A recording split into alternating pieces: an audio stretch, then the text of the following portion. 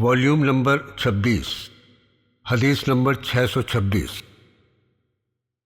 حضرت عائشہ رضی اللہ تعالی عنہ سے روایت ہے کہ رسول اللہ صلی اللہ علیہ وسلم حضرت جباب بنت زبیر رضی اللہ تعالی عنہ کے پاس گئے اور پوچھا، تمہارا حج کو جانے کا ارادہ ہے؟ انہوں نے کہا، جی ہاں، لیکن میں اپنے آپ کو بیمار محسوس کرتی ہوں۔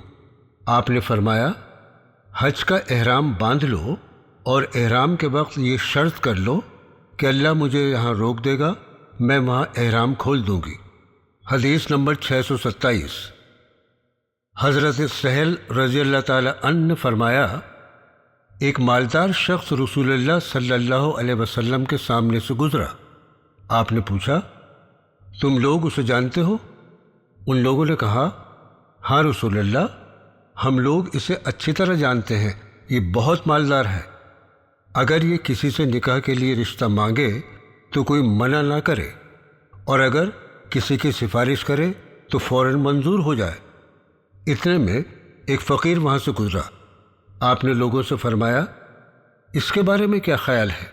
لوگوں نے کہا، یا رسول اللہ، یہ بہت غریب ہے، اور اگر کسی سے رشتہ مانگے تو کوئی منظور نہ کرے، اور اگر کسی سے یہ بات کرے تو کوئی اس کی طرف دھیان نہ دے۔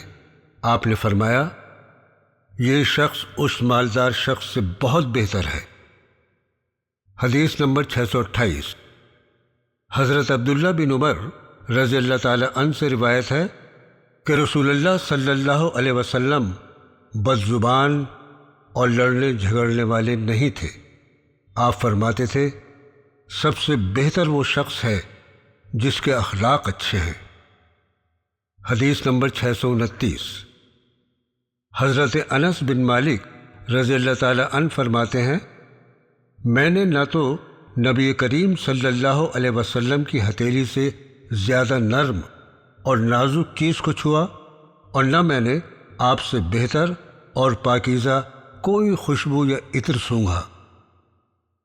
حدیث نمبر 630۔ حضرت ابو سعید خدری رضی اللہ تعالی عنہ فرماتے ہیں کہ رسول اللہ صلی اللہ علیہ وسلم پردہ نشین کنواری لڑکیوں سے بھی زیادہ شرمیلے تھے۔ حدیث نمبر 631۔ حضرت ابن عمر رضی اللہ تعالی عنہ نے کہا کہ نبی کریم صلی اللہ علیہ وسلم نے فرمایا، جب تمہیں ان لوگوں کی بستی سے گزرنا پڑے جنہوں نے اپنی جانوں پر ظلم کیا تھا تو روتے ہوئے گزرو، کہیں تمہیں بھی وہ عذاب آ نہ پکڑے جس میں یہ ظالم لوگ گرفتار کیے گئے تھے۔ حدیث نمبر 632۔ حضرت جابر رضی اللہ تعالی عنہ سے روایت ہے کہ رسول اللہ صلی اللہ علیہ وسلم نے اس بات سے منع فرمایا کہ کسی عورت کو اس کی پھوپھی یا خالہ یا سگی بہن کے ساتھ نکاح میں جمع کیا جائے۔ حدیث نمبر 633۔ حضرت ابو ہریرہ رضی اللہ تعالی عنہ سے مروی ہے کہ نبی کریم صلی اللہ علیہ وسلم نے فرمایا، عورت سے مالداری، خاندانی حسن و خوبصورتی کی بنا پر نکاح نہیں کرنا چاہیے، نکاح کے لیے دیندار عورت تلاش کرنی چاہیے۔ حدیث نمبر 634۔ حضرت ابن عمر رضی اللہ تعالی عنہ سے روایت ہے کہ نبی کریم صلی اللہ علیہ وسلم نے ایسے نکاح سے منع فرمایا کہ کوئی شخص اپنی بہن یا بیٹی کا نکاح اس شرط پر کرے کہ وہ بھی اپنی بہن یا بیٹی کا نکاح اس سے کرے۔ حدیث نمبر 635۔ حضرت علی رضی اللہ تعالی عنہ نے حضرت عبداللہ بن عباس رضی اللہ تعالی عنہ سے کہا کہ رسول اللہ صلی اللہ علیہ وسلم نے نکاح متع سے منع فرمایا ہے۔ حدیث نمبر 636۔ حضرت علی رضی اللہ تعالی عنہ سے روایت ہے کہ نبی کریم صلی اللہ علیہ وسلم نے جنگ خیبر کے زمانے میں گدھے کے گوشت کو منع فرما دیا تھا۔ حدیث نمبر 637۔ حضرت ابو ہریرہ رضی اللہ تعالی عنہ سے مروی ہے کہ نبی کریم صلی اللہ علیہ وسلم نے فرمایا، اللہ تعالیٰ لوط علیہ السلام پر رحم فرمائے کہ وہ زبردست اللہ تعالیٰ کی پناہ لیتے تھے، اور اگر میں اسی مدت تک قید رہتا جتنی مدت تک حضرت یوسف علیہ السلام رہے تھے، اور پھر میرے پاس بادشاہ کا آدمی بلانے کو آتا تو میں فوراً اس کے ساتھ چل دیتا۔ حدیث نمبر 638۔ حضرت عبداللہ بن عمر رضی اللہ تعالیٰ عنہ سے روایت ہے کہ نبی کریم صلی اللہ علیہ وسلم نے فرمایا، حضرت یوسف بن یعقوب بن اسحاق بن ابراہیم علیہ السلام ہیں۔ حدیث نمبر 639۔ حضرت سہل بن سعد رضی اللہ تعالیٰ عنہ سے روایت ہے کہ نبی کریم صلی اللہ تعالیٰ علیہ وسلم نے فرمایا، میری امت میں سے 70,000 یا 7 لاکھ کی ایک جماعت جنت میں ایک ہی وقت میں داخل ہوگی، اور ان سب کے چہرے چاند کی طرح چمک رہے ہوں گے۔ حدیث نمبر 640۔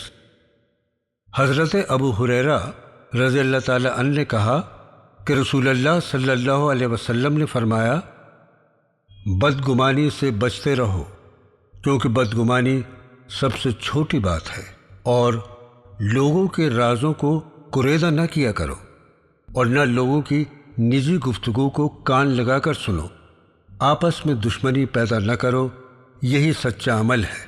حدیث نمبر 641۔ حضرت ابن عمر رضی اللہ تعالیٰ عنہ نے کہا کہ رسول اللہ صلی اللہ علیہ وسلم نے فرمایا، اگر کسی کو ولیمے کی دعوت پر بلایا جائے تو اس میں ضرور شریک ہونا چاہیے۔ حدیث نمبر 642۔ حضرت موسیٰ اشعری رضی اللہ تعالیٰ عنہ نے کہا کہ رسول اللہ صلی اللہ علیہ وسلم نے فرمایا، قیدی کو چھڑاؤ، دعوت کرنے والے کی دعوت قبول فرماؤ، اور بیمار کی بیماری کا حال پوچھو۔ حدیث نمبر 643۔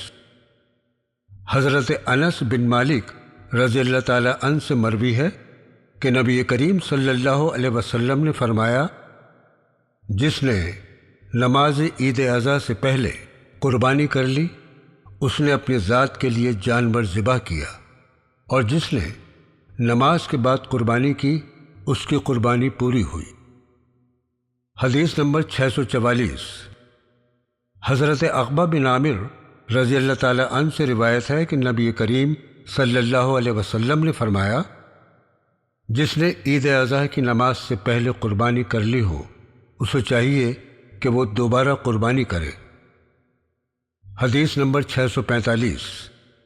حضرت انس رضی اللہ تعالیٰ عنہ سے روایت ہے کہ نبی کریم صلی اللہ علیہ وسلم نے 2 چت کبرے سینگ والے مینڈھوں کی قربانی کی۔ حدیث نمبر 646۔ حضرت عائشہ رضی اللہ تعالیٰ عنہا سے روایت ہے کہ نبی کریم صلی اللہ علیہ وسلم نے فرمایا، جب عورت اپنے گھر کے کھانے کی چیز سے اللہ کی راہ میں خرچ کرے اور اس کا ارادہ گھر کو بگاڑنے کا نہ ہو، تو اسے اس کا ثواب ملے گا اور اس کے شوہر کو بھی ثواب ملے گا۔ حدیث نمبر 647۔ حضرت جابر بن مطعم رضی اللہ تعالیٰ عنہ سے روایت ہے، وہ کہتے ہیں، میں نے رسول اللہ صلی اللہ علیہ وسلم سے سنا، آپ نے فرمایا، میں محمد ہوں، میں احمد ہوں، میں ماہی ہوں کہ جس کے ذریعے اللہ تعالیٰ کفر کو مٹا دے گا، میں حاشر ہوں کہ اللہ تعالیٰ سب کو حشر میں میرے بعد جمع کرے گا، اور میں عاقب ہوں، یعنی سب پیغمبروں کے بعد دنیا میں آنے والا ہوں۔ حدیث نمبر 648۔ حضرت ابو طلحہ رضی اللہ تعالیٰ عنہ نے کہا، میں ان لوگوں میں تھا جنہیں غزوہ احد کے موقع پر اونگ نے آ گھیرا تھا، اور اسی حالت میں میری تلوار کئی مرتبہ ہاتھ سے چھوٹ کر بے اختیار گر پڑتی تھی، میں اسے اٹھا لیا کرتا تھا، وہ پھر گر جاتی تھی، میں اسے پھر اٹھا لیتا تھا۔ حدیث نمبر 649۔ حضرت مسرور بن مخرمہ رضی اللہ تعالی عنہ سے روایت ہے کہ نبی کریم صلی اللہ علیہ وسلم نے فرمایا کہ فاطمہ میرے جسم کا ٹکڑا ہے، اس لیے جس نے اسے ناحق ناراض کیا اس نے مجھے ناراض کیا۔ حدیث نمبر 650۔ حضرت قاسم بن محمد رضی اللہ تعالی عنہ نے کہا کہ عائشہ رضی اللہ تعالی عنہ بیمار ہوئیں تو ابن عباس رضی اللہ تعالی عنہ عیادت کے لیے آئے اور عرض کیا، ام المومنین، آپ تو سچے جانے والے کے پاس جا رہی ہیں، یعنی رسول اللہ صلی اللہ علیہ وسلم، اور حضرت ابو بکر رضی اللہ تعالی عنہ کے پاس عالم برزخ میں ان سے ملاقات مراد تھی۔